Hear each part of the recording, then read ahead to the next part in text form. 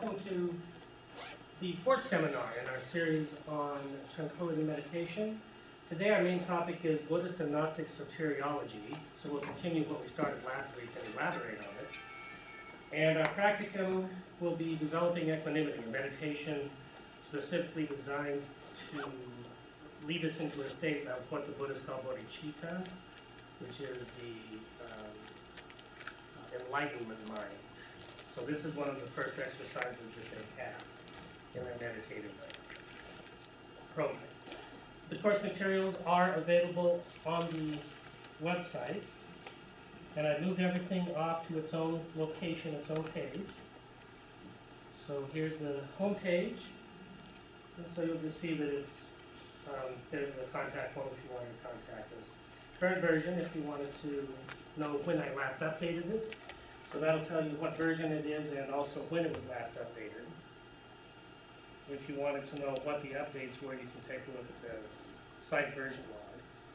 So those are all the ones that are listed. The latest ones are at the bottom. And then if you come up here to the NK Seminars page, you'll see the list to the right, a drop-down menu there. For all of the seminars, they're all open, so you can go get any of the materials that you like. History of Philosophy is there. And so at the top of the page, I'll tell you when I last updated it, October 8th. Ours is here, whoops, Tranquility Meditation. And I have not uploaded today's materials yet. I'll get that done as soon as I get home. So they'll be available shortly after the class is done. So there's all of those materials. The audio files are here for both meditation and hypnosis. I just included the warning message just to remind everybody, don't listen to them if you're driving or operating machinery, just because they will. I don't think there would be any difficulty because I think you'll probably be able to focus, but nonetheless, it's not a good idea. Oh. Hi, good morning. How is everyone? Cold. Yeah, it just turned cold all of a sudden.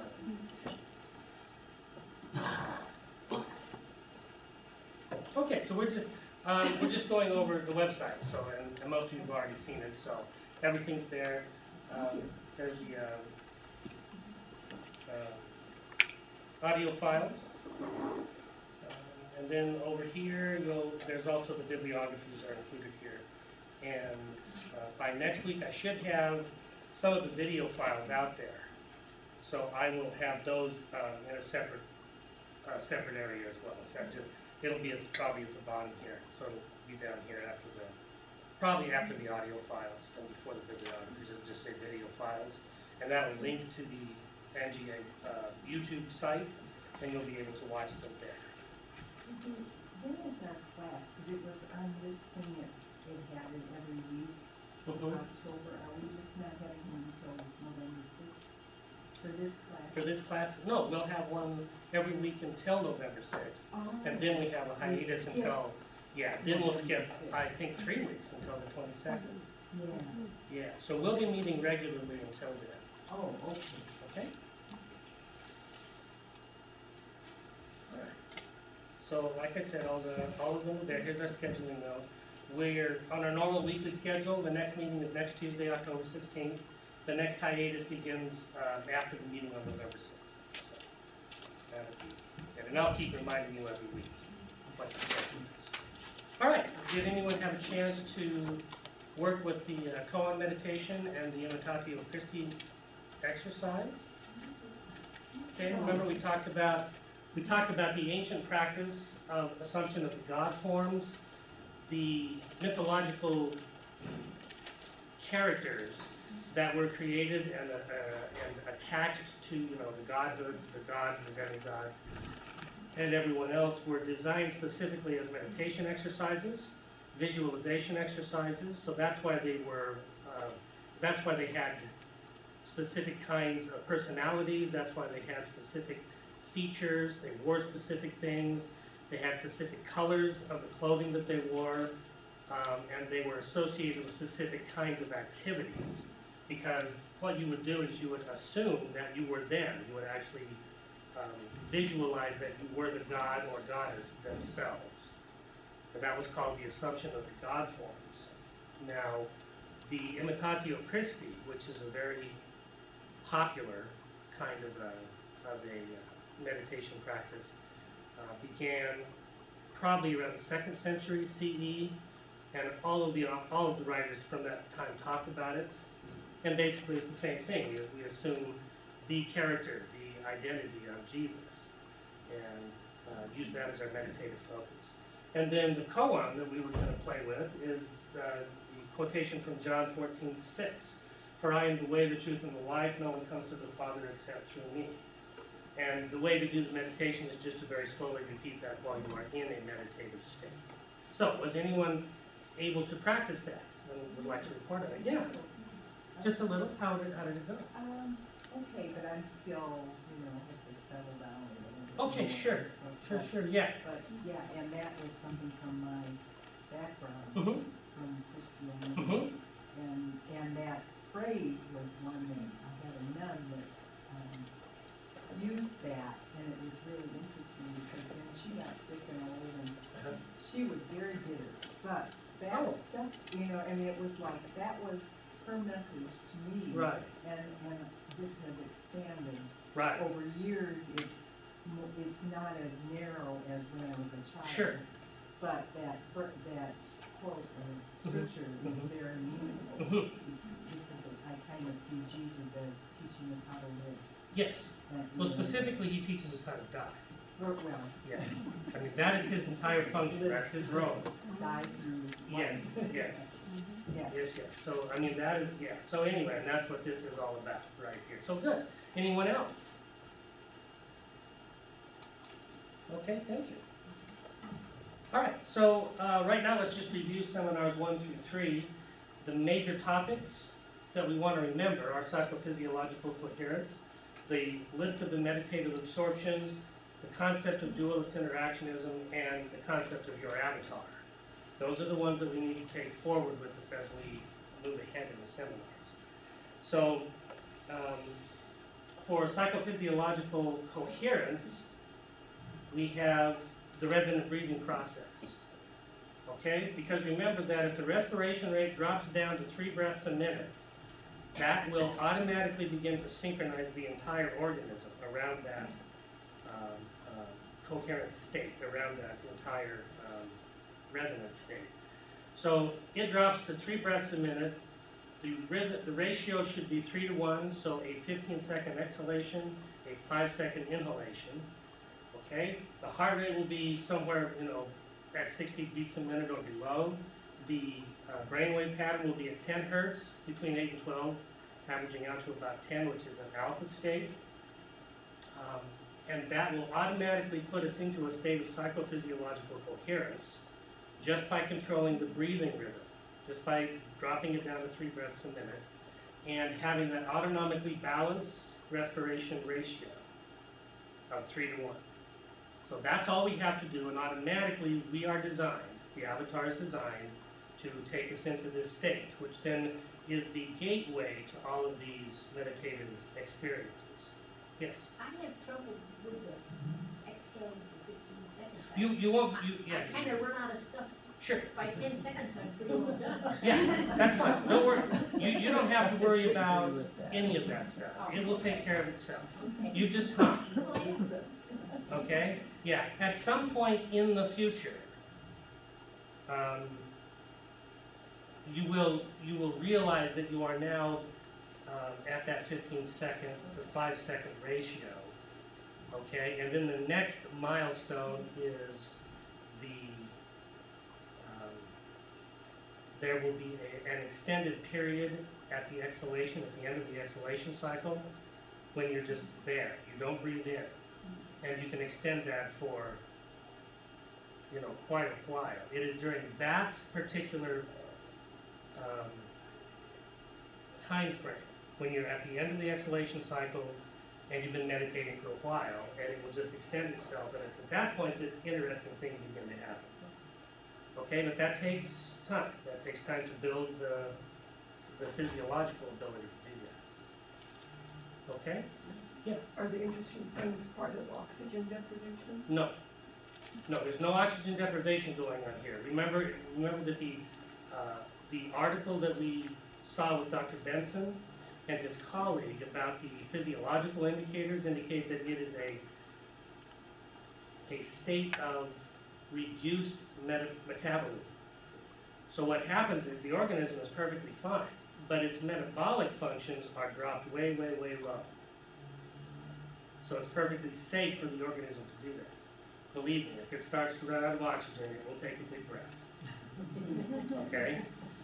This is a natural state of hypometabolism, of low metabolism. Okay?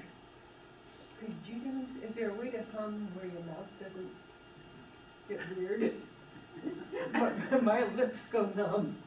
Oh, there you can vary the way that you hum by opening the mouth cavity, okay, and by opening the throat, and by trying to place the vibration lower in here until it's vibrating down here, okay, rather than up here. You can do all of those things, okay? Yeah. So yes. Could we have a definition of avatar? I know you say it's like the deity trying to get us to the Yes. self-conscious, but what is the definition of the word itself? The avatar comes from the Sanskrit word avatara, which means descent. Okay? And so literally what it means is the descended one.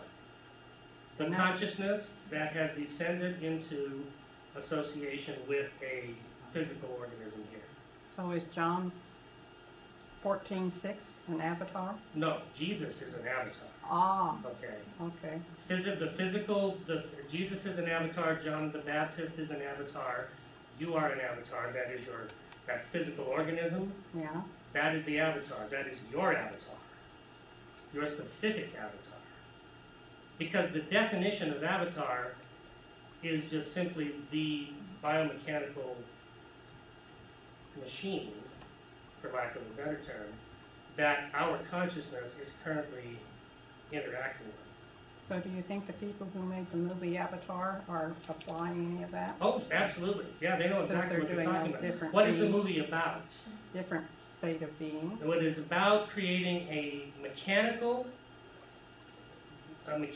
machine, a mechanical device out there that the consciousness of the person can then interact with and have the experiences of that avatar. Okay? In other words, what they're attempting to do, this is a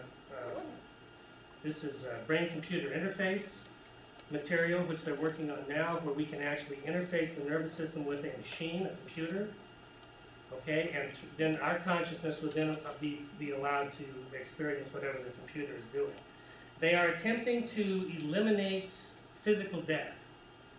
They're attempting to eliminate the physical death of the physical avatar and replace it with theoretical immortality from a mechanical or a cybernetic avatar. Okay, which is theoretically possible. If they could construct a nervous system and some kind of a physiological structure that a consciousness could interact with at the quantum level, like it does here on Dr. Eccles' model, then of course we could then interact with that thing. And from our perspective, it would be the same. It would be very similar to what we're doing with this particular biomechanical avatar.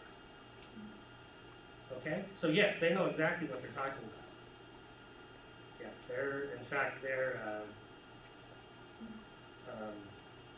it's part of their predicted programming for the next cycle. The next thing they'll want us to do is to begin to interface with, our iPhones and other kinds of smart, intelligent devices.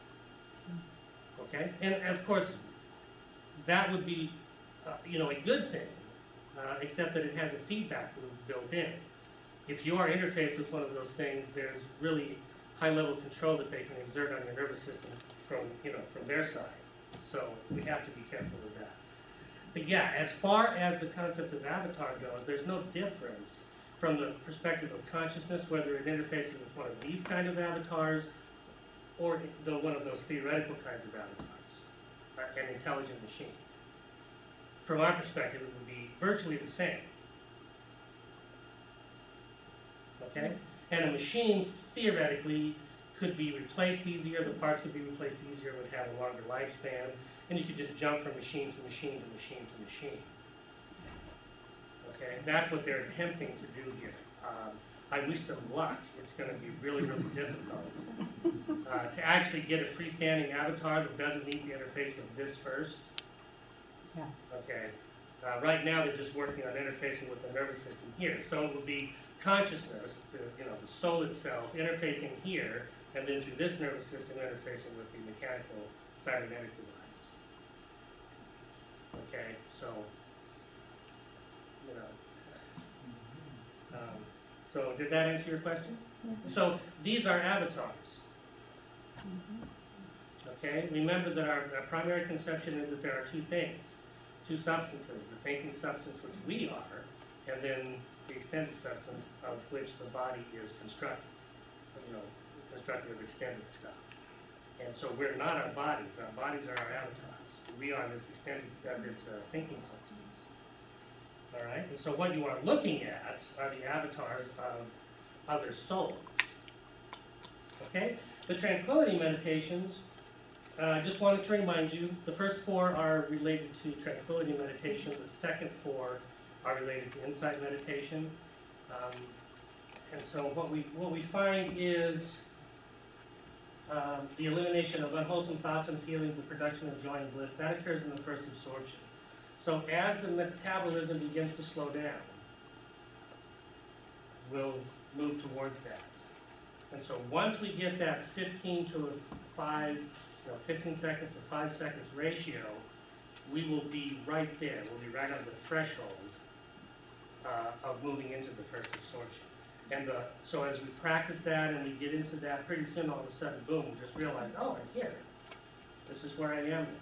And then from there, it's just a matter of practicing further and beginning to move here. The elimination of applied and sustained thought, the absence of discursive thought, that internal dialogue will just drop away in the production of rapture.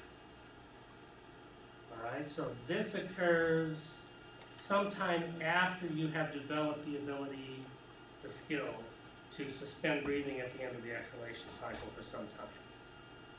So it doesn't take long to get here, just a matter of practice, just a matter of conditioning the avatar itself to be able to do those things. Okay? Any questions? Or? Yeah. So by extending breathing? Exhaling. At the end of the exhalation, it will automatically just stop. And there will be a prolonged period where the avatar is not breathing at all. Okay? That's where you'll move here. No, you have to get to the 3-to-1 ratio first. And you have to practice that for some time. And then all of a sudden you'll recognize, sort of in hindsight, that you've stopped breathing.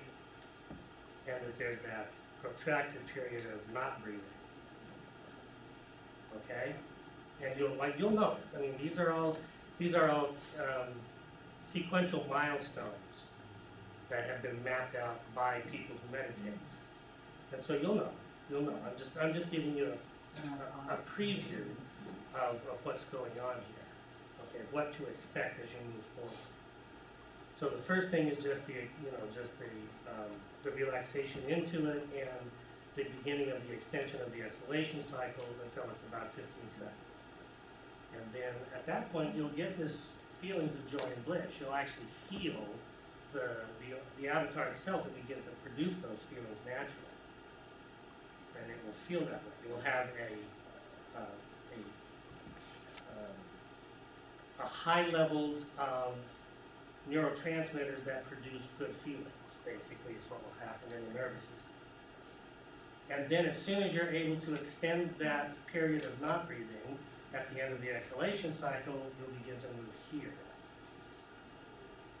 All right? So again, just a matter of practice, just keep at it. There are only 2 basic instructions in meditation: begin, continue. That's it. So just start, and once you started, just you know, keep practicing every day. Yeah. How long did you continue before you reached the state of realizing you weren't reading? Oh, that doesn't take very long. Probably about a month. Oh my. Yeah, you'll move to do these first two absorptions pretty rapidly. And then you'll be able to play with these two for quite a while. Because this will give you enough to keep you occupied for a long, long time. Okay? And then all of a sudden this will happen. The fading away of rapture, production of equanimity and mindfulness. And that also will be obvious to you when it happens. Okay? Because it will be a radical shift in consciousness itself, in the way that you perceive things. Okay, but yeah, not very long. Not really very long at all until you get that extended breathing cycle. And then you'll know. So you'll know it when you get there. It'll be really obvious. Yeah. So what's the difference between, like the fourth absorption of meditation and self-hypnosis? Hypnosis, remember, is a method of communicating between the soul and the avatar. So what is happening there is a sort of specialized state at the higher levels when you're working with pain management or other kinds of high-level hypnotic phenomena. What is happening is the soul itself is actually sort of dissociated from the avatar, and the avatar is accepting these instructions. Okay? Most hypnosis, most hypnotic functions take place with the soul being gone. And what you are seeing there is just the avatar responding to the instructions of the hypnotist. So the soul is actually gone. That's why there's a lot of amnesia going on. When it returns and begins to interface with the avatar one more time, then memory picks up at that point, and there is a complete amnesia for whatever was going on during the hypnosis. Okay, so there's a big difference between the actual hypnosis and this. This is deliberate, conscious, full awareness of the separation of the two. Okay, and there will be full memory of everything that happens here. Up until a certain point. Okay, but full memory certainly for all of these. So did that explain it? Yeah, hypnosis is a completely different, it has a completely different objective. There we are communicating with the avatar itself. And the first objective in the trance induction is to get the soul, to get the res cogitans to leave. Then I've just got the avatar, and I'm just talking to the avatar. And it is now responding to the requests and the suggestions and the instructions that the hypnotist provides. Okay, now in self-hypnosis, you're going to want to do exactly the same thing. You're going to want to get to a point where there's a stepping off, give the avatar the instructions, and then leave, and let it do its thing. So consciousness will be somewhere else, and there will be periods, even with self-hypnosis, there will be periods of amnesia. So we're two separate functions, two separate experiences. We're still working within the dualistic concept here because it's only possible because we have two separate things going on. But hypnosis is concerned specifically with the avatar itself and less with the soul, less with the res cogitans, with you. All right? That makes sense? Yeah. Okay. Yeah. So that's what we're trying to do there. All right. Any more comments or questions about this? So do you need meditation to do hypnosis or this? No, they're like I said, they're two separate. They're two separate procedures. They're two separate processes. Okay. One is intending to provide instruction, guidance, suggestions to the avatar itself. And so that's hypnosis. Right. Meditation is to practice the separation of mind from body. Okay, the soul from the avatar. Okay? Now hypnosis, that happens too, but it's a different kind of a separation. it's not a consciously willed kind of a separation. It is a sort of an abandonment of the link, of the interface, so that the avatar can act on the instructions. As long as we are there, as long as consciousness is engaged and is interacting with this avatar,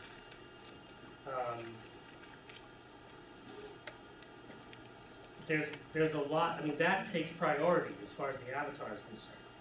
Once the consciousness is now not interfacing with it because it's in a trance state and it has basically left, okay, then the avatar is free to begin to pay attention to the other, the suggestions, the instructions, the visualizations, whatever, okay? All right, and from a psychosomatic perspective, most of the problems that the avatar experiences are because the soul that is interfacing with it is asking it to do things that it cannot do. Would you give an example of that, please? Oh, yeah. For example,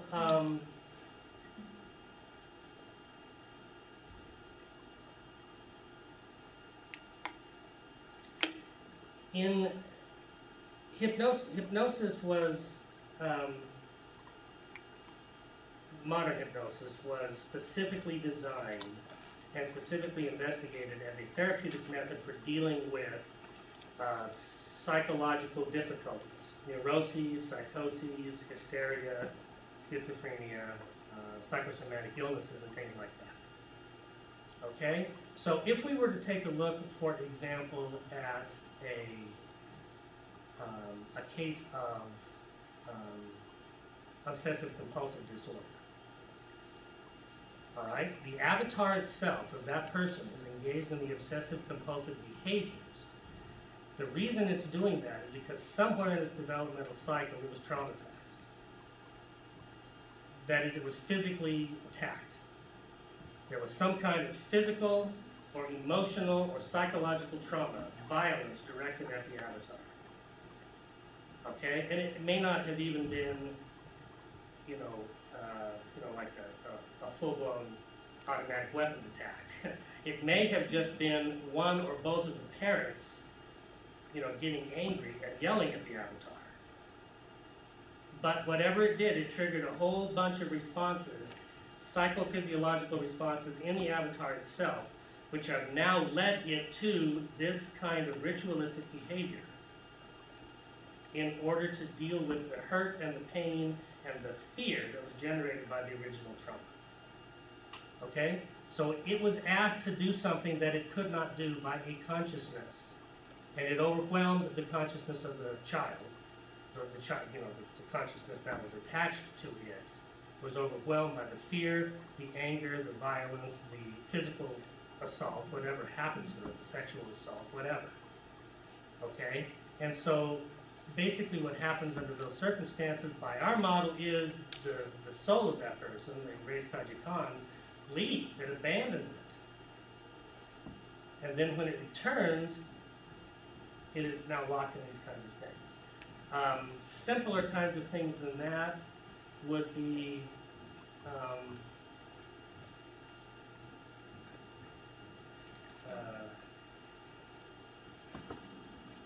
we're in traffic, okay, and we're late, and we're getting nervous. Now, there's nothing we can do about the traffic patterns, and there's certainly nothing we can do about the specific design of the traffic monitoring system in Coca-Cola, which is specifically designed to make us stop at every intersection. Okay? So they programmed it to do that. So there's nothing we can do about that. Now the avatar knows this because it's smarter than we are about these kinds of things. But we are sitting there, making the avatar nervous. We're making it angry. We're making it. We're literally telling it to do all of these things, and so it responds to our passion, okay, to use Descartes' term and Aristotle's term, the passions of the soul. We're getting mad. It responds with a cascade of neurotransmitters that then reinforce the feelings of anger and frustration and everything else. So we're asking it to do something it can't do, namely, change the way that the city's infrastructure was designed. And that causes the emotional response to the avatar, which then cascades into all of these neurotransmitters, which then starts this cycle of damage to the actual cellular structure of the avatar itself. Okay, did that answer your question? Yes, it does, thank you. Okay, yeah, so that, remember, the avatar is specifically designed to respond to us and our requests, and specifically designed to respond in an intelligent, adaptive way to whatever's going on in the extended universe. Sometimes we interfere with that ability. And that leads us into psychosomatic kinds of difficulties. So that would be anxiety? Yes, anxiety and all those other kinds of things, unless it was, again, the result of, anxiety, fear states, shame, anger, all of those things the avatar learns when it's really young. And it learns that because as it develops, it runs into conflict with the other people. Conflict with the environment is one thing. They can handle that pretty well, because that's fairly consistent. But conflict with other humans is inconsistent. Especially conflict with adult humans is radically inconsistent, especially from the child's perspective. Okay? Whatever the parents are doing does not make a whole lot of sense to the child, because its sense of logic and its sense of its experience in this kind of environment is extremely limited at that time. So what the parents are doing conflicts with its basic programming at that stage of development. And that causes the avatar at that stage of development to begin to have these kinds of neurotransmitter cascades into fear, anxiety, shame, guilt, all of those kinds of things. And it carries those patterns forward. And then we, the consciousness that is there, then reinforces that. Unless it learns meditation and self-hypnosis and these other techniques, when it can then begin to understand what's going on and begin to sort of undo what has been programmed into the avatar from the early developmental stages. Yeah. How we can get rid of that? Get rid of all of those things? Yeah.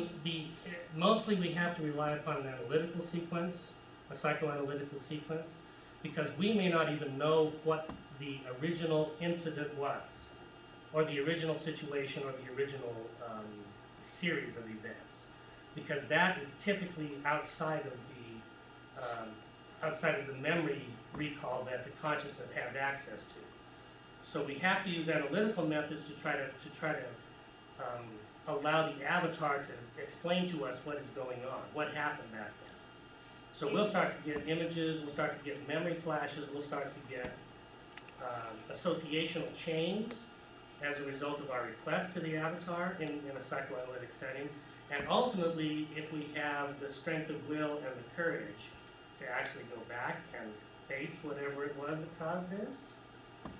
Because remember, if it was radically dangerous enough to cause this, it's going to be majorly painful to relive. But if you look back to your past and you find it, what was the problem? Can you yourself be able to resolve the problem? Sure, if you have the courage. If you can't stand to actually go back, and if you have these will help provide buffers so that it won't be quite as bad as it would be otherwise, but it is still going to be, it's going to be extremely intense, and it's also going to be radically unpleasant, no matter what. Even in a controlled psychoanalytic setting, where you've got an analyst there, if you have a really good analyst, that will make it a little easier, but not a lot. If you're doing it on your own, it becomes really difficult. But you can do it, yes. Okay, but first you have to get access to it, and it will come out of nowhere. It will happen when you least expect it. The actual experience will happen, you'll touch the edges of it periodically. And then all of a sudden, at some time, it'll just possess you, and you'll relive it. Okay? So again, you have to have a technique behind you, you have to have the practice behind you, but you still have to bring to the table the courage to get through it and to face it, whatever it was. And there won't be just one. There's going to be many, many, many of these events. Okay, some of them more obviously painful and psychodynamically active than others, but still, it's going to require a lot of that, a lot of courage. And if you don't have the courage, if you don't bring the courage to the table beforehand, it'll never happen because the avatar won't go there by itself. It will only go there if it knows you are along for the ride. Okay? Did that answer your question? Yes. Okay, it's resolved simply by going back. That's the resolution. This is the psychoanalytic key. Okay? To go back and just relive it. Just bring it out in the open. Now it's no longer unconscious. And the avatar is now free to pursue other avenues. And frees up that energy that has been locked away. It's an amazing process. Anyone who's gone through analysis, it's almost indescribable to people who haven't done it, but it is. It's like, there's all of that energy is free. Your mind's clear. It's almost as if, part of your entire world was like hazed off by this thing. And now that it's gone, the world is clear. It's brighter. There's more things going on. So again, it will be unmistakable when you experience it. Yeah. Question? No. Okay. Anything else with this? Okay. Yeah. This is we're now moving into the psychoanalytic, which is very large. But it all starts here. It all starts right here. All right. So we've already talked about this, the dual interactionist theory on which we are operating. The res extensa, extended things, this kind of stuff, including this. Okay, objects extended in four-dimensional space-time. And then us, the res cogitans, the thinking or experiencing thing, non-extended, non-temporal consciousness, which we are. That's what we are. We are not our bodies. We are not our avatars. That's what we're learning in meditation. Okay, to actually experience the difference between us and the avatar. Because mostly we identify with the avatar. We behave as if we are the avatar. And that leads to a whole bunch of difficulties, like the psychosomatic difficulties and others. Okay? In fact, the identification of ourselves with the avatar is the prime, according to the Buddha, is the prime reason for suffering. Ignorance of the actual real nature of reality. So, the avatar itself, the soul, res cogitans, myself, that's you, me, I. Perceptible objects are res extensa, the extended universe out there. The body equals is another extended object, equals the avatar. That is why we have avatars. That's why they developed the myths surrounding the avatars, to remind everyone that this is what we are. Okay, it's not reserved to deities. It's everybody has an avatar. Okay? All right, so that means what? If an avatar is the physical organism that a deity inhabits, interacts with, what does that mean for us?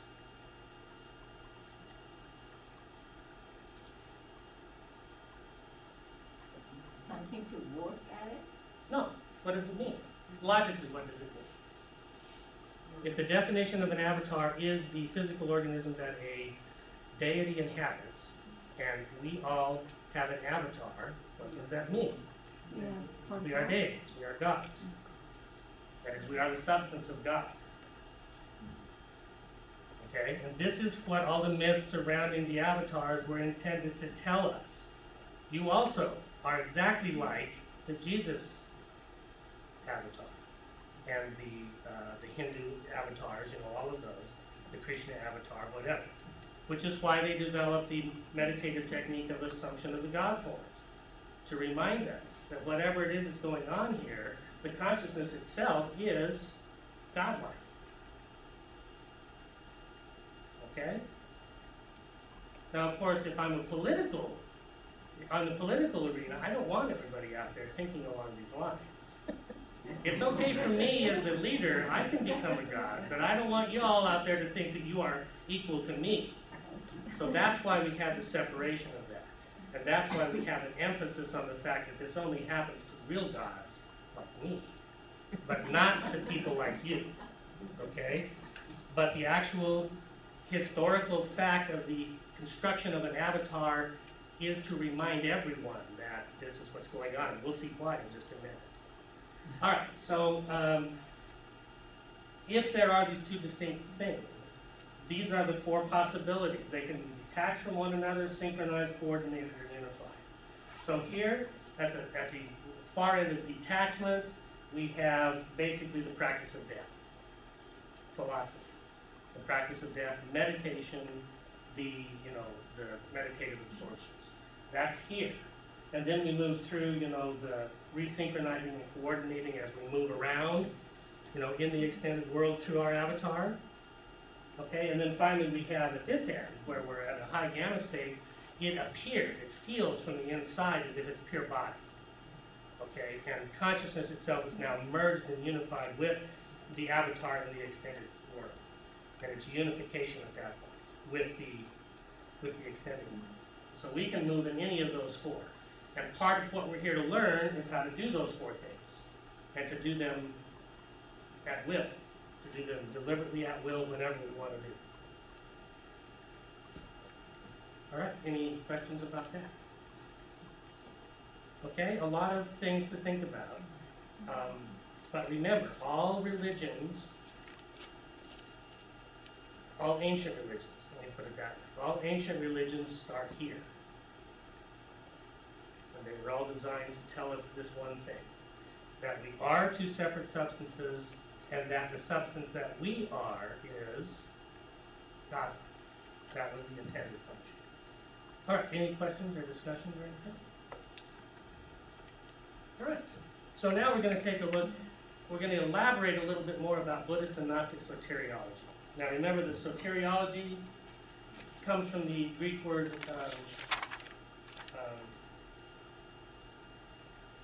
what is the Greek word? I forgot. I can't remember what it is. Anyway, soteriology means salvation. I don't even think I put it in here. So first we'll look at Buddhist soteriology, because it's the older of the two.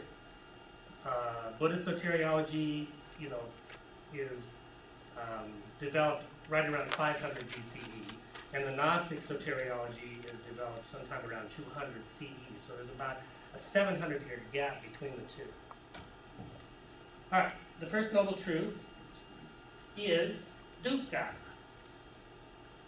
And it means suffering, or deficiency, or insufficiency. There's something wrong with this place. There is something wrong with this place here. The extended world, there's something wrong with it. Okay? It is deficient, it's insufficient, it doesn't meet our needs, and it has all of these features. This is the noble truth of dukkha. Birth is dukkha. Aging is dukkha. Illness is dukkha. Death is dukkha. Sorrow, lamentation, pain, grief, and despair are dukkha. Union with what is displeasing is dukkha. Separation from what is pleasing is dukkha. Not to get what one wants is dukkha. In brief, the five aggregate subjects of clinging are dukkha. Okay, everything in other words. Everything on that side of the equation, everything in the material world, in that extended world, is in fact deficient, insufficient, and the source of all suffering. So basically, this is the first noble truth. Wake up and recognize that this place here sucks. That's basically it. Okay, so this comes from the Dharmachakra Pravartana Sutra, setting in motion the wheel of the Dharma. The Dharma is the teaching, the body of Dharma. Okay? So everything, this long list, everything that we experience is one way or another related to dukkha. We're going to suffer for it. If we're happy today, we can't maintain that happiness very long, so tomorrow we're going to be miserable. And if we're miserable tomorrow, we're going to, be more miserable the next day. And any time that we're happy, we know it's fleeting, so we're going to be miserable because we're only happy for a short time. All right. So how do we, if we're following the Buddha's pathway, how do we begin to understand what the Buddha is talking about? The very first of the meditative practices is called the cemetery contemplations. And basically, usually a young person, although it could be a person of any age, would come to the Buddha and say, please instruct me, and he'd say, okay, cool, here's your first assignment. I want you to go out to the cemetery plains and stay there nonstop for 30 days. We'll bring you food and water, and we'll stop by and visit with you every now and then, but we want you there for 30 days straight, 30 days and nights. Okay? Take a pencil and paper. So they would go and hang out on the cemetery plains. Now back then, they literally had open plains where the bodies of the dead were just left. Open. So they would be exposed for 30 days and 30 nights, because they slept there, they ate there, to the smells and the sights and, you know, everything of bodies rotting away and being eaten by birds and wild animals, you know, young, old, diseased, murdered, all of them would be there. And they would begin to get a very holographic sense of what it means, you know, suffering means. All of this there, that they're going to die, that their avatar is going to end up just like all of these, one way or another. Okay? So that was the classical cemetery contemplation. Now, building upon that over the centuries, we have developed several other methods.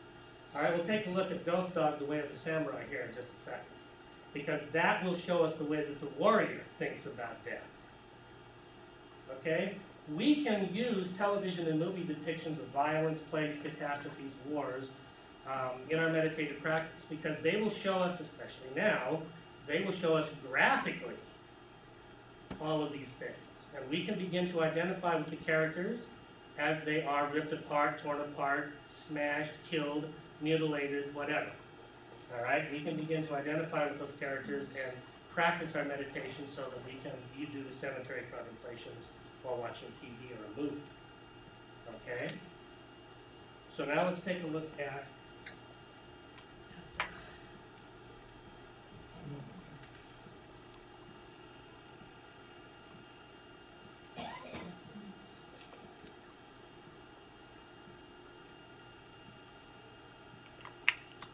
this is the introduction to Ghost Dog, the Way of the Samurai, which is a very interesting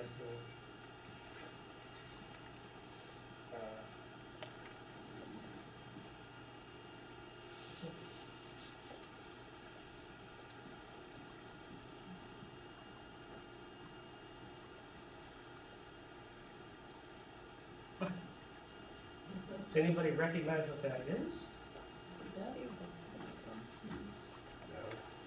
Is it the phoenix?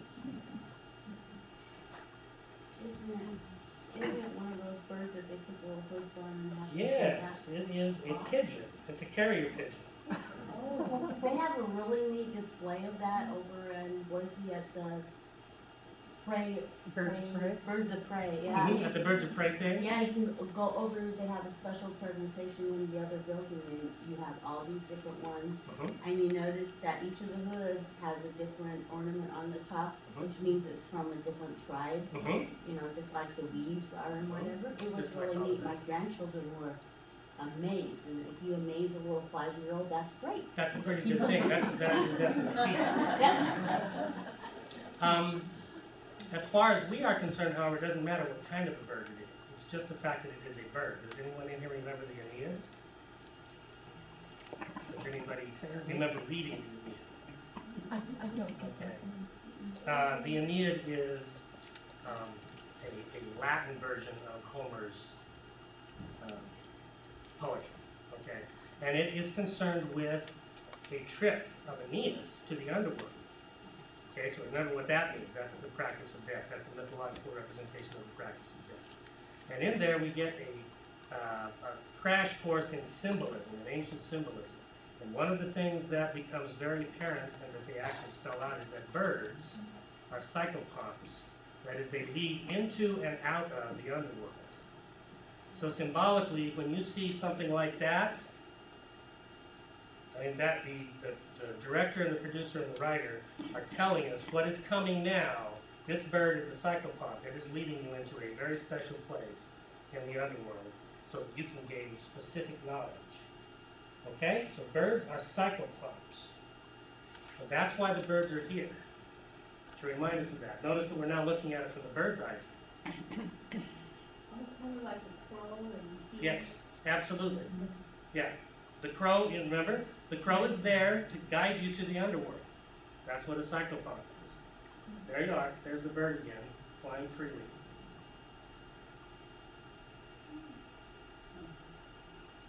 And the bird's eye view again. What is the word called? A psychopath. Psychopath? Psychopath. P-O-M-P. That is a guide to the soul. Psyche means soul, remember? Okay. So a guide for the soul. On its journeys to the underworld, when it's practicing death, when it's doing meditation.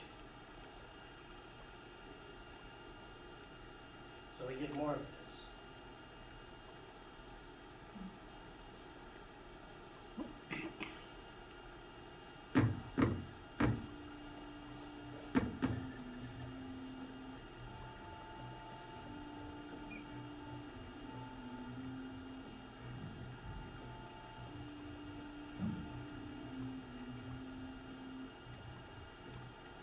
Okay, so we're done with this, almost done with the birds here. This is a story about a modern day samurai warrior. Now the samurai were the warrior class in feudal Japan. Okay, they were paid and owed their allegiance to specific royal families. Okay, and they were specifically designed to protect the royal family members, to exact vengeance on enemies of the royal families, and they were highly trained, highly skilled swordsmen. They used the bow, they were dangerous people. All right? They were also in a league of their own, and they basically had the right of killing any commoner who happened to get in their way. So they were not to be messed with, they were not to be toyed with. And if they were placed in a situation where they were dishonored, they would commit seppuku. They would take a blade without a handle, it would just be a naked blade. They would hold a rag around it, or a silk, something to hold on to the blade without cutting their hands. They would insert it here, right, left, back, up if they could, if they were really focused. Okay? And then their bowels would literally fall out of their stomach. And if they were still conscious at that point, one of their fellow samurai would then, kill them by cutting their heads off. Okay, so we're talking about someone who lives, eats, breathes, drinks, and practices nothing but death, either in the form of killing people or in the form of being killed. So kill and be killed. That's what a samurai is. This is a modern samurai.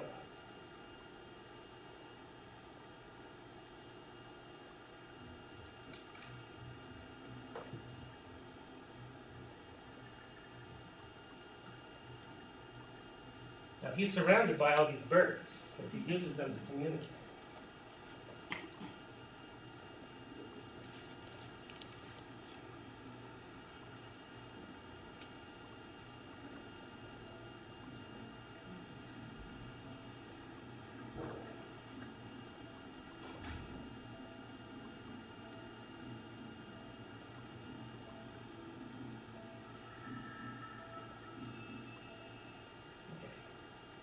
Change the tape here, and then we'll continue.